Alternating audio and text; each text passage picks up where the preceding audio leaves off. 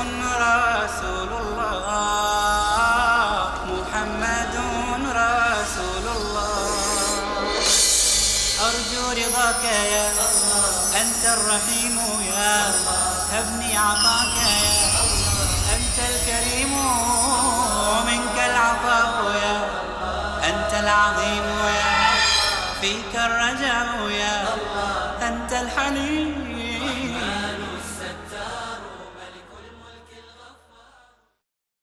السلام علیکم ورحمۃ اللہ وبرکاتہ. الحمد للہ رب العالمین والصلاة والسلام علی رسولہ الکریم وعلی آلہ وصحبہ اجمعین ومن تبعہ بإحسان الی یوم الدین. اما بعد. محترم بھائیوں اور بہنوں، ریاض الصالحین جو حدیث کی بہت ہی مشہور و معروف کتاب ہے، امام نووی رحمۃ اللہ علیہ جو اپنے دور کے مشہور عالم دین اور بہت بڑے محدث گزرے ہیں، انہوں نے بڑی عرق ریزی اور جان فشانی کے ساتھ یہ حدیث کا مجموعہ تیار کیا ہے، جس میں ایمان اور عقائد کے مسائل بھی ہیں، روز مرہ کام آنے والے اعمال ان کا ذکر بھی ہے، جو تزکیہ نفس کا بہترین ذریعہ ہیں. اس لیے ہر مسلمان بھائی اور بہن کی کوشش ہونی چاہیے کہ وہ اپنے اعمال کو قرآن و سنت کی تعلیمات کی روشنی میں چیک کرے، اس کو درست کرے، کیونکہ ہمارا وہی عمل اللہ تعالیٰ کے پاس مقبول ہوگا جو قرآن و سنت کی تعلیمات کے مطابق ہو. اگر رسول اکرم صلی اللہ علیہ وسلم کی مخالفت ہو یا آپ کے بتائے ہوئے طریقے کے برعکس کوئی کام کیا جائے تو اس کا کوئی فائدہ نہیں ہوگا. اس لیے ہم نے کوشش کی ہے کہ ریاض الصالحین کا ترتیب کے ساتھ مطالعہ کریں اور اس کا نچوڑ اور خلاصہ آپ کی خدمت میں پیش کریں، تاکہ ہم اپنی زندگیوں کو حدیث رسول صلی اللہ علیہ وسلم کی میزان میں چیک کر سکیں اور اس نور سے اپنی زندگیوں کو منور کر سکیں. اس وقت ہم جو باب شروع کر رہے ہیں وہ ہے میانہ روی، اعتدال اور توازن کی بات، کہ اسلام میں ہر چیز بیلنس کے ساتھ مقرر کی گئی ہے، کیونکہ اسلامی مزاج ایکسٹریمزم، انتہا پسندی اور غلو کو اسلام نے پسند نہیں کیا، حتیٰ کہ عبادت کے مسئلے میں بھی پسند نہیں کیا گیا، کیونکہ اسلام یہ اللہ کا دین ہے اور اللہ کے دین میں توازن، اعتدال اور بیلنس رکھا گیا. کھانے پینے میں، نماز روزے کے مسائل میں، صدقہ اور خیرات، ہر چیز کے اندر یہی بیلنس رکھا گیا. چیک اینڈ بیلنس کا اصول ہے یہاں پر. تو جو آدمی حدیث کو سمجھے وہ کبھی ایکسٹریمسٹ نہیں ہو سکتا، اس کے اندر افراط اور تفریط یا غلو نہیں پیدا ہوگا. اگر کسی کے اندر پیدا ہو گیا تو اس کا معنی یہ ہے کہ اس نے رسول اکرم صلی اللہ علیہ وسلم کی سنت اور آپ کی سیرت کو سمجھنے کی کوشش نہیں کی. جیسے سورہ بقرہ کی آیت ہے، امام نووی رحمۃ اللہ علیہ اپنے ذخیرہ حدیث میں، اس کتاب میں ریاض الصالحین میں، ہر باب کے تحت پہلے قرآن کی آیات نقل کرتے ہیں، پھر اس کے بعد احادیث تلاش کر کے لاتے ہیں. تو سورہ بقرہ کی آیت 185 جس میں کہا گیا یرید اللہ بکم الیسر ولا یرید بکم العسر، اللہ تعالیٰ یہ چاہتے ہیں کہ تمہارے ساتھ آسانی کا معاملہ کیا جائے، سختی، تنگی اور پریشانی کا معاملہ نہ کیا جائے. سختی اور تنگی میں مبتلا کرنا اللہ کو پسند نہیں ہے. اللہ چاہتے ہیں کہ آسانی کو سامنے رکھا جائے. سورہ طٰہٰ کے اندر شروع میں ہی دیکھیے، طٰہٰ ما انزلنا علیک القرآن لتشقی، کہ ہم نے قرآن اس لیے نازل نہیں کیا کہ آپ اپنے آپ کو مصیبت میں ڈال لیں، آپ کے اوپر تنگی ہو اس کی وجہ سے، آپ کے لیے پریشانی ہو اس کی وجہ سے. یعنی آپ کو بتایا گیا، اطمینان بھی دلایا گیا. سورہ کہف میں دیکھیں، اور اسی طرح سے هل اتاک حدیث الغاشیہ، جس کے اندر مختلف آیات میں نبی کریم صلی اللہ علیہ وسلم کو اطمینان دلایا جا رہا ہے. لست علیہم بمسیطر، آپ کا کام دین کی بات پہنچا دینا ہے. اگر سن لیں تو ان کا فائدہ ہوگا، نہ سنیں تو آپ ذمہ دار نہیں ہیں، کیونکہ آپ نے پہنچا دیا، آپ کی ذمہ داری پوری ہو گئی. ورنہ فَلَعَلَّكَ بَاخِعٌ نَفْسَكَ عَلَىٰ آثَارِهِمْ، ایسے لگتا ہے کہ آپ ان کے پیچھے لگ کر اپنے آپ کو نقصان نہ پہنچا بیٹھیں. اتنی فکر مند ہوا کرتے تھے نبی کریم صلی اللہ علیہ وسلم. جب دیکھتے لوگ آپ کی بات کو توجہ سے نہیں سن رہے ہیں۔ بہت سارے مشرکین عرب مذاق اور دل لگی کیا کرتے تھے تو آپ کو اس سے تکلیف ہوتی، تو فرمایا گیا کہ آپ کو یہ پریشانی کی ضرورت نہیں ہے، آپ کا کام پہنچانا ہے، پہنچا دیے۔ اگر وہ قبول نہیں کر رہے ہیں، مذاق کر رہے ہیں یا غلط ری ایکشن کا مظاہرہ کر رہے ہیں تو اس کا نقصان خود انہی کو اٹھانا پڑے گا۔ اور جہاں تک اعتدال کی بات ہے، توازن کی بات ہے، اس کو دیکھیے صحیح بخاری اور مسلم کی ایک حدیث سے سمجھیے۔ یہ بہت ہی اتھینٹک حدیث ہے کہ رسول اکرم صلی اللہ علیہ وسلم کی غیر موجودگی میں 3 صحابہ رضوان اللہ علیہ مجمعین گھر آتے ہیں اور آپ کی جو روٹین ہے، معمولات روزانہ کے، شب و روز کے، وہ معلوم کرتے ہیں۔ جب انہیں بتا دیا گیا تو ان 3 صحابہ نے یہ خیال کیا کہ اللہ کے نبی کا تو مقام اتنا اعلیٰ اور اونچا ہے، اگر آپ اتنی عبادت کرتے ہیں تو ہماری عبادت تو آپ کے مقابلے میں کچھ نہیں ہے۔ لہٰذا ان تینوں نے عجیب و غریب قسم کا فیصلہ کیا۔ بظاہر ان کی نیت نیک ہے، ارادے اچھے ہیں، مگر عبادت کے اندر بھی افراط اور تفریط کو نہیں پسند کیا گیا۔ ایک نے کہا اب میں ہر دن روزہ رکھوں گا، نفل روزہ اللہ کو پسند ہے تاکہ زیادہ سے زیادہ ثواب کماؤں۔ دوسرے نے کہا ہر رات میں جاگ کر عبادت میں گزاروں گا، کیونکہ قیام اللیل کو اللہ تعالیٰ بہت پسند فرماتے ہیں، رات کی عبادت بہت زیادہ پسندیدہ ہے، میں یہ ثواب لینا چاہتا ہوں۔ تیسرے نے کہا میں شادی بیاہ نہیں کروں گا تاکہ اس کی جو ذمہ داریاں ہیں اس سے بچا کر پورا وقت اپنا مکمل یہ دین کے لیے لگا دوں۔ اب ذرا دیکھیے، تینوں کی نیت تو اچھی تھی نا، وہ اللہ ہی کو راضی کرنا چاہتے تھے۔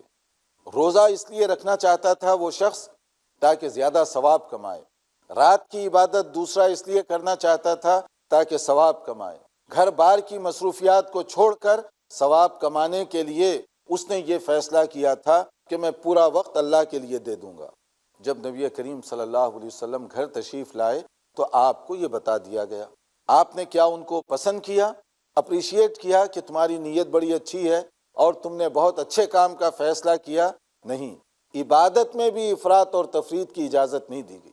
آپ نے لوگوں کو جمع کیا اور کہا کہ دیکھو انی لاخشاکم للہ واتقاکم لہ، میں تم میں سب سے زیادہ اللہ سے ڈرنے والا اور اللہ کا تقوی اختیار کرنے والا ہوں۔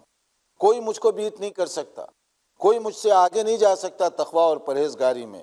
لیکنی اصوم و افطر و اصلی و ارقد و اتزوج النساء، لیکن مجھے تم دیکھو، مجھ سے بڑھ کر کون نمونہ ہو سکتا ہے تمہارے لیے؟ میں کبھی نفل روزہ رکھتا ہوں، بعض دن روزے کے بغیر گزارتا ہوں، ہر دن روزہ نہیں رکھتا میں نفل، اور اسی طرح سے رات میں پوری رات جاگ کر نہیں گزارتا، رات کا ایک حصہ عبادت میں گزارتا ہوں، ایک حصہ سو کر آرام کرتا ہوں، کہ یہ جسم کا حق ہے، اور میں نے شادی کی ہے، میری فیملی لائف ہے، میری بیوی بچے ہیں۔ اور اس کے بعد آپ نے جو حکم دیا وہ کیا تھا؟ فمن رغب عن سنتی فلیس منی، جو میرے اس طریقے سے اعراض کرے گا گویا کہ اس کا مجھ سے کوئی تعلق نہیں ہے۔ یعنی اعتدال اور توازن کے راستے کو چھوڑے گا، چاہے نیت کتنی اچھی کیوں نہ ہو، اس کا مجھ سے کوئی تعلق نہیں ہے۔ آپ نے کس طریقے سے توازن کی زندگی کی ترغیب دی، اب اس حدیث کو آپ سامنے رکھیے اور وہ صحابہ کرام کی نیتوں کو بھی سامنے رکھیے، مگر حدیث کہہ رہی ہے کہ نہیں، غلو، افراط، ایکسٹریمزم یہ پسندیدہ چیز نہیں ہے، حتیٰ کہ عبادت کے اندر بھی اعتدال کی ضرورت ہے۔ رات کا ایک حصہ عبادت میں گزاریے اور ایک حصہ آرام کر کے گزاریے، کہ یہ جسم کا حق ہے، اللہ نے یہ مقرر فرمایا، نبی کریم صلی اللہ علیہ وسلم نے یہ نمونہ قائم کیا۔ اسی طرح سے ہر دن نفل روزے کی اجازت نہیں دی گئی تاکہ آپ کے کاروبار بھی بہتر طریقے سے چل سکیں، اور اسی طرح سے شادی بیاہ وغیرہ یہ سنت ہے نبی کریم صلی اللہ علیہ وسلم کی، یہ طریقہ ہے نبی کریم صلی اللہ علیہ وسلم کا۔ آپ کی فیملی لائف تھی، آپ کی بیٹیاں تھیں، آپ کی نواسیاں تھیں جو اللہ تعالیٰ نے آپ کو عطا فرمائیں، تو یہ سارا نمونہ ہے ہمارے لیے، اور خیر اور بھلائی کا راستہ اسی میں ہے، اسی کو فالو کرنے میں ہے۔ اور اگر اس کو چھوڑ دے، جیسے بعض لوگوں نے مختلف نیک نامی گرامی شخصیتوں کے ساتھ افسانوی باتیں لگا دی ہیں کہ وہ 40 سال تک ہر دن روزہ رکھتے رہے، کسی کے بارے میں کہا گیا کہ عشاء کے وضو سے فجر کی نماز پڑھتے رہے، یعنی ہر رات جاگ کر گزارتے رہے۔ اگر آپ غور کریں تو یہ نیکی نہیں ہے، یہ ثواب کا کام نہیں ہے، یہ نبی کریم صلی اللہ علیہ وسلم کی ادا اور طریق نہیں ہے۔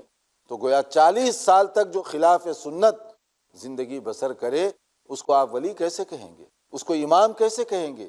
امام تو وہ ہوتا ہے جو نبی کے طریقے پر زندگی بسر کرے، ولی وہ ہوتا ہے جو نبی کی سنت کے مطابق زندگی بسر کرے۔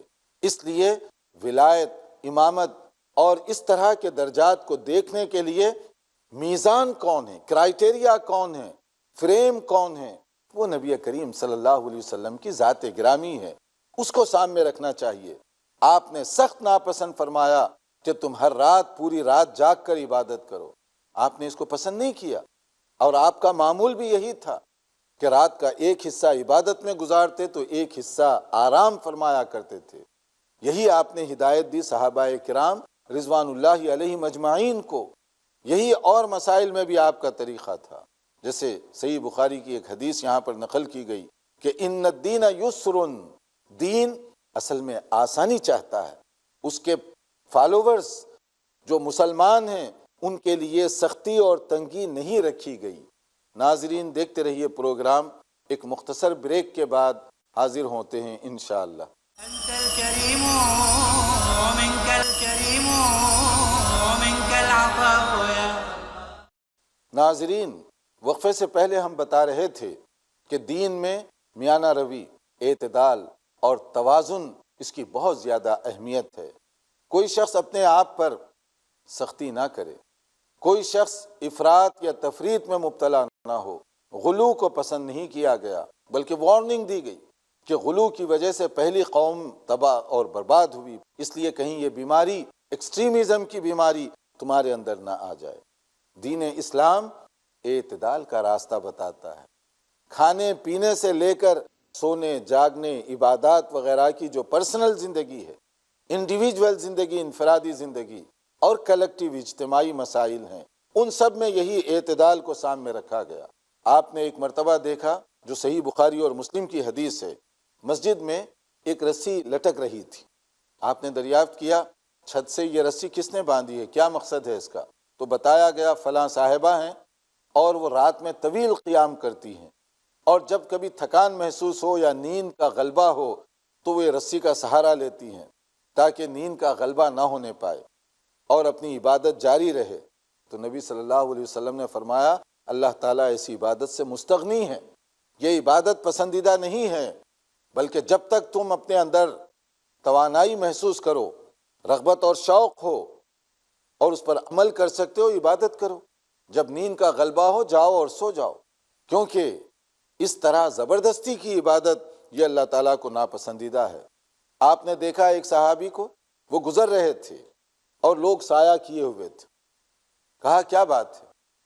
تو نبی صلی اللہ علیہ وسلم کو بتایا گیا کہ انہوں نے سواری پر نہ بیٹھنے کی نظر کی ہوئی ہے، اس لیے پیدل چل رہے ہیں، اب چل نہیں سکتے تو یہ مصیبت پڑی ہوئی ہے۔ آپ نے کہا اللہ تعالیٰ ایسی نظر سے مستغنی ہے، کیوں آپ اپنے آپ کو تکلیف میں ڈالے ہوئے ہیں؟ کہا کہ اس کو بولو کہ وہ سوار ہو جائے۔ اسی طرح سے ایک کو دیکھا آپ نے، لوگ سایہ کیے ہوئے ہیں، پوچھا کیا ماجرا ہے؟ تو بتایا گیا کہ سفر کی حالت میں چونکہ روزے سے ہیں، دھوپ تیز ہے، اب تنگ پڑے ہوئے ہیں۔ تو آپ نے فرمایا لیس من البر الصوم فی السفر، یہ کوئی تقوی کی علامت نہیں ہے کہ سفر میں تم روزہ رکھو، خود بھی پریشان، دوسروں کو بھی پریشانی میں ڈالے ہو۔ جب اللہ نے اجازت دی ہے تو پھر آپ کو روزہ رکھنے کی کیا ضرورت پڑ گئی سفر میں، اور وہ بھی اتنی سخت دھوپ میں، جب خود اپنے آپ کو مصیبت میں ڈال رہے ہو، نہ صرف خود اپنے آپ کو بلکہ ساتھیوں کو بھی پریشان کر رکھا ہے۔ نبی کریم صلی اللہ علیہ وسلم نے ان کی اس ادا کو پسند نہیں فرمایا۔ اب دیکھیے ظاہری طور پر ان لوگوں کی جو عبادتیں ناپسندیدہ قرار دے دی گئیں، حالانکہ ظاہری طور پر تو اچھی عبادت تھی، روزہ رکھنا، اللہ کو راضی کرنے کے لیے تکلیف اٹھانا، سب چیزیں اچھی ہیں، مگر وہ اعتدال کا راستہ اگر چھوڑ دو گے، نبی صلی اللہ علیہ وسلم کی سنت کو چھوڑ دو گے تو اس کا کوئی فائدہ نہیں ہوگا۔ جیسے صحیح مسلم کی ایک حدیث ہے، نبی کریم صلی اللہ علیہ وسلم کی زندگی پوری کی پوری اسی کے اطراف گھوم رہی ہے۔ نبی صلی اللہ علیہ وسلم کی گفتگو، آپ کے جمعہ کے خطبات کیا بہت لمبے ہوا کرتے تھے؟ حالانکہ آپ سے بڑھ کر خطیب، آپ سے بڑھ کر کوئی بلیغ، آپ سے بڑھ کر کوئی ادیب نہیں تھا عرب دنیا کے اندر، مگر اس کے باوجود آپ کا انداز کیا ہوا کرتا تھا؟ جبکہ آپ کی گفتگو، بلکہ آپ کے ایک ایک لفظ کو صحابہ کرام توجہ کے ساتھ سنا کرتے تھے، مگر اتنے شوق اور رغبت کے باوجود آپ کا خطبہ بھی اور آپ کی نماز بھی وہی اعتدال کے اصول پر قائم رہتی تھی کہ فرمایا گیا فَكَانَتْ صَلَاتُهُ قَصْدًا وَخُطْبَتُهُ قَصْدًا، کہ آپ کی نماز بھی متوسط درجے کی ہوتی اور آپ کا خطبہ بھی متوسط درجے کا ہوا کرتا تھا، یعنی بہت طویل خطبہ نہیں دیا کرتے تھے کہ لوگ میرے الفاظ کو شوق اور جذبے سے سن رہے ہیں، نہیں، اعتدال، متوسط درجے کا خطبہ۔ اور اسی طرح سے آپ کی جو نماز ہوتی، اب آپ سے بڑھ کر خشوع اور خضوع کس میں آ سکتا ہے؟ صحابہ کرام سے بڑھ کر یہ شوق کس میں پیدا ہو سکتا ہے؟ نماز وہ بھی متوسط درجے کی ہوا کرتی تھی کہ صحابہ کرام کو بہت زیادہ شوق ہے، دلچسپی سے وہ آپ کی گفتگو سن رہے ہیں، اس لیے آپ طویل خطبہ نہیں دیا کرتے تھے۔ اسی طرح سے صحابہ کرام میں شوق عمل ہے اور آپ کے پیچھے نماز پڑھنے کو شرف اور عزت سمجھتے ہیں، تو آپ طویل نماز پڑھاتے نہیں، اس میں بھی آپ اعتدال، توازن اور اس میں بھی متوسط درجے کی نماز پڑھایا کرتے تھے۔ آپ جب تنہائی میں نماز پڑھتے تو آپ کی نماز، خاص طور پر صلاۃ اللیل، وہ بہت طویل ہوا کرتی تھی، بڑے اطمینان سے رکوع، بڑے اطمینان سے اس میں سجدے ہوا کرتے تھے، مگر جب جماعت کے لیے آپ تشریف لاتے متوسط درجے کی، اور آپ ہدایت بھی دیا کرتے تھے۔ جیسے ایک صحابی طویل نماز پڑھایا کرتے تھے، طویل قرات فرمایا کرتے تھے، آپ نے پسند نہیں کیا اس کو، آپ نے ان کو تاکید فرمائی کہ تم نماز پڑھاؤ تو متوسط درجے کی نماز پڑھاؤ، اعتدال کے ساتھ نماز پڑھاؤ، کیونکہ پیچھے ٹھہرنے والوں میں ہو سکتا ہے کوئی کمزور ہو، کوئی ضعیف ہو، کوئی ضرورت مند ہو، تم ان سب کے لیے پریشانی کا سبب بن رہے ہو۔ ہاں، تنہائی کی نماز آپ کی اپنی ہے، نفل نماز پڑھیں جتنی چاہے طویل کر کے پڑھیں، لیکن جب جماعت کے ساتھ تو اس میں بھی آپ نے اسی توازن کو برقرار رکھنے کا حکم دیا، اسی اعتدال کو برقرار رکھنے کا حکم دیا، اور جب جمعہ کا خطبہ ہوتا تب بھی آپ اسی کا اہتمام فرمایا کرتے تھے تاکہ صحابہ کرام کے لیے کوئی چیز زیادہ بوجھل نہ بن جائے، کوئی پریشانی کی بات نہ بن جائے۔ اور ایک صحابی رضی اللہ تعالی عنہ، انہوں نے رات کی عبادت، دل کے روزے، اس کو اپنا معمول بنائے رکھا تھا اپنی ذاتی زندگی میں، لیکن نبی صلی اللہ علیہ وسلم نے ان کی اس ادا کو پسند نہیں فرمایا۔ دو آدمیوں کے درمیان جو بھائی چارگی کروائی، اس میں ایک ابو الدرداء اور حضرت سلمان رضی اللہ تعالی عنہما بھی تھے۔ ایک موقع پر دیکھا گیا کہ حضرت ابو الدرداء بہت زیادہ عبادت وغیرہ کے اندر مصروف رہتے ہیں، بعد میں پتہ چلا کہ وہ رات رات قیام کر رہے ہیں اور زیادہ سے زیادہ کثرت کے ساتھ نوافل کا اہتمام کر رہے ہیں، نفل روزوں کا۔ تو پھر کیا ہوا؟ ان کے جو دوسرے بھائی تھے، یعنی یہ بھائی چارگی جو کروائی گئی تھی دین کی بنیاد پر، انہوں نے ایک دن ان کے ساتھ گھر میں گزارا اور ان کو پابند کرتے رہے۔ جب وہ رات ہوئی اور رات کی عبادت کرنا چاہا تو انہوں نے کہا کہ نہیں، پہلے سو جاؤ، یہ تمہارے جسم کا حق ہے، اور رات کا ایک حصہ جاگو تاکہ عبادت کرو، نفل، قیام اللیل وغیرہ، پوری رات نہیں۔ دن ہوا تو کہا پہلے کھانا کھاؤ، ایسے نہیں ہے کہ ہر دن روزہ رکھو۔